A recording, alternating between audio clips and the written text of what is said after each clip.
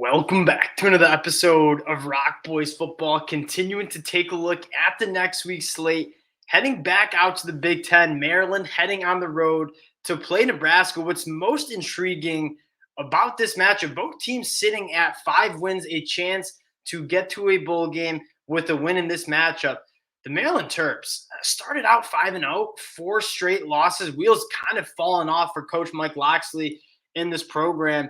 In Nebraska, coming out of a massive month of October, drop a game against Michigan State that I think a lot of Nebraska fans would just label as a frustrating loss. Before we get into it, just want to say one, thank you to you guys. The amount of support you guys have shown for all of these game breakdowns, it truly does mean a lot. I love doing this. I love talking ball with you guys in the comment section. So can't thank you guys enough. If you do enjoy the content, consider subscribing to the channel. And as always, a special shout out to the Nebraska fans, some of the best fans in the world. And I love talking about this program. The amount of support you guys show me, it means a lot. So appreciate you guys.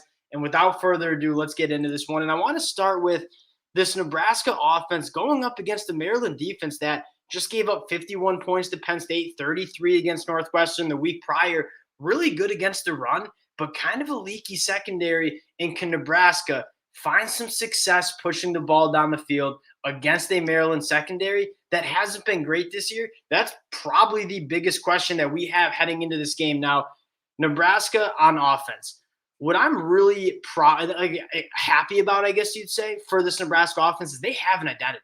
And that is running the football. They run the football 63% of the time. That's number 5 in the country. Pretty much the military academies are the only teams running more than the Nebraska Cornhuskers. And they're doing a pretty good job of it. I think this offensive line, even with the injuries that they've had to endure up there, I think it's taking steps in the right direction. Is it an elite offensive line in the Big Ten? No, but it's getting better, and that's something you didn't see under the Scott Frost era. So one thing you can be excited about is the offensive line and a running game that in such a one-dimensional offense is still finding some ways to have some success. And I say that in it being it's hard to run the football against a defense that knows you're going to run it. And you go back and watch the film against Michigan State, consistently walking in safeties into the box to stop this run. And they're still having some success. Now, for this Nebraska offense to really reach its potential, you have to be somewhat two-dimensional. And if a team like Michigan State is going to walk in a safety into the box, you have to be able to make them pay attacking that deeper third. And that is where Nebraska just really has struggled with. Right, Henrik Harburg, he can make some plays on the ground. He is struggling to sit in the pocket, go through some progressions, and make accurate throws and make the right decisions. Right, 12 of 28, 129, 2 interceptions. Going on the road with your quarterback, putting out that stat line, it's just not going to be enough. And so, what can Nebraska do to help Henrik back there hit some explosive plays? One thing I noticed from rewatching the game is attacking that seam has been something, it has been a bright spot in this Nebraska offense, right? When you are running the football as well and as much as Nebraska, you're sucking in those safeties, you're sucking in those linebackers. What leaves open is some passing lanes over the middle of the field. I thought they had a really nice connection to Thomas Fidone. I think they had a really nice one to Malachi Coleman as well. Similar concepts, attacking that middle of the field where those linebackers are getting sucked up and playing the run. Can they get back to some of those schemes to help Henrik get into a little bit more of a rhythm? I think he has clear confidence going to Thomas Fidone. Outside of him, I don't know how many wide receivers Henrik is comfortable going to. And there's some explanation. I mean, this is a team that, again, banged up on the offensive line, lost their 2 starting running backs, lost pretty much all their veteran receivers. They are trotting out Alex Bullock and a bunch of true freshmen.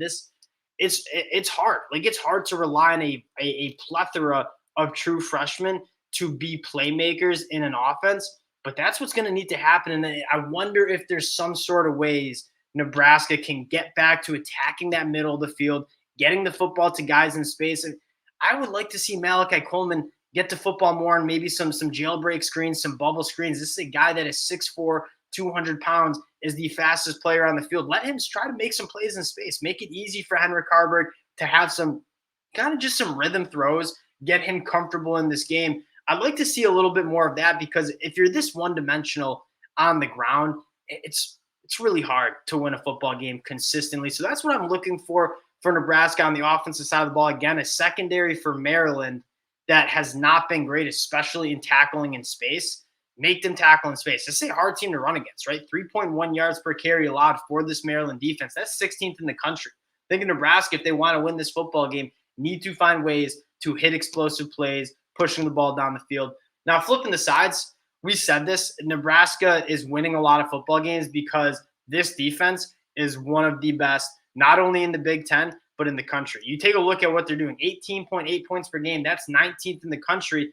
That doesn't even tell the full story because this is a Nebraska team that is still turning the ball over far too much, only 4.5 yards per play. That's number 7 in the country. That sounds more like a Nebraska defense, a top 10 defense in yards per play. Michigan State only had 11 first downs. I mean, they found a few explosive plays. I think there was one busted coverage on the sideline where John Bullock didn't go out to the running back. Both him and Gifford went to the same guy. Outside of a few plays, like this is a Nebraska defense that was very, very stingy against Michigan State, especially on the ground. I mean, 2.6 yards per rush. That's number 4 in the country. This Nebraska team is elite at stopping the run. Guys like Ty Robinson, Nash, I think Isaac Gifford continues to play some of the best football in the Big Ten. And the safeties come up and tackle too. That's kind of the key to this defense. Now, where Maryland is going to try to test Nebraska is through the air. This is a Maryland team that throws the ball 59% of the time. That is number 11 in the country. They only run it 41% of their plays, and they're not very good at doing it. So you look at kind of keys to the matchup. 1, can Nebraska win on first and second down and stop a Maryland rushing attack that hasn't been very good? And when they do force those third and long situations, you look at Penn State. Penn State had 12 tackles for a loss, 6 sacks. This offensive line really struggled against Penn State. They had negative 46 rushing yards against Penn State. Can Nebraska replicate some of those negative plays is going to be a massive story in this game. And as much as we hype this rushing defense for Nebraska, the guys in the secondary have been playing some really good football. Tommy Hill, Malcolm Hartzell, you getting Marcus Buford back, which I think is going to be massive for this defense. It's going to have to be a massive game from the secondary in order to win this football game. And I think the secondary has been playing some really good football. Another key to this game, and it's a key for every Nebraska game, and quite frankly, every Maryland game too, turnovers. It's a Maryland team that's almost turning the ball over 2 times per game. Nebraska turned the ball over 2.5 times per game. It was a story in the Michigan State game. I think it's going to be a story in this game as well. Taulia, I mean, as much of a talent as Taulia is, he slings the ball around, makes some really impressive throws. He also turns the ball over a lot. In Nebraska, I feel like if there's one thing this defense can improve a little bit is forcing some turnovers. This is a team that gets behind the backfield, tackles for loss, sacks. They haven't necessarily capitalized on some of these interceptions and forced fumbles that they've seen. Can they do that against Maryland? They've only forced 1 turnover per game on average. I would like to see them get 2 or 3 against Maryland. That would be a recipe for winning the football game, right? You talk about running the football, Nebraska can do that, and then limiting turnovers. That's something Nebraska has struggled with. It's cost them some games this season. If Nebraska can buck that trend and be the team that's taking the ball away, I mean, that would be a massive story for Nebraska. Last thing I want to talk about, and especially with an offense that struggles with like Nebraska does, special teams needs to be better. You have Billy Kemp, and I know he's struggling with the knee injury, and he's out there returning punts. I mean, just fair catching them. And multiple times, there's probably 10 or 15 yards of return yards that they kind of just left on the table. When a Nebraska offense is struggling like this, is getting 10 or 15 yards on a punt return is going to be massive. Whether it's just field position or whether it's a few first downs to get into field goal range, I felt like they left probably 50 to 60 yards. I don't think Buschini was punting the ball very well either. And when you combine a game where both defenses are playing really good and you're leaving 50 to 60 yards on the special teams field, again, not a recipe to win. Those kind of hidden yards are big yards when Nebraska's defense is playing the way that they are. So I'm looking for special teams to be a little bit better as well. Getting to the pick, Nebraska, Maryland coming in, this number's bounced around a little bit, 2.5 points for the Terps here, 2.5 points for the Terps. Nebraska's been really good at home. I can see why you're hesitant to bet on this Nebraska offense the way that it's looked.